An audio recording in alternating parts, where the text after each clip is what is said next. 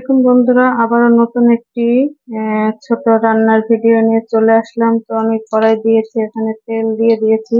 যেহেতু আমার আজকে একটা মজার, অনেকদিন পর যেহেতু শীত আসতেছে, শীতের দিনে এই খাবারগুলো বেশি খাওয়া হয়। এখানে কাঁচামরিচ আছে, এখানে কাঁচামরিচ পাকা কাঁচামরিচ, আর এখানে আছে পেঁয়াজ রসুন। তো আমি এগুলো দিয়ে দিচ্ছি। তো আমি পেঁয়াজ কাঁচামরিচ দিয়ে একটু হালকা ভেজে নেব।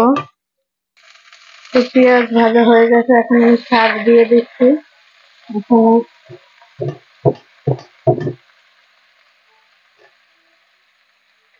শাক দিয়ে দিচ্ছি, লবণ দিয়ে দিচ্ছি। লবণটা অল্প দিতে দিচ্ছি, শাক অল্প, তো লবণ অল্প দিচ্ছি। তো দেখেন কতখানি শাক দিয়েছে আর কতটুকু হয়ে গেছে। এখন আপনারা বলেন যে এটা কি শাক ছিল। আমি তো রান্না করলাম, আর আপনারা বলবেন, কমেন্টে বলে যাবেন এটা কি শাক ছিল। আর শাক সবজি কখনো ঢাকতে নেই, থাকলে এটা কালার চেঞ্জ হয়ে যায়।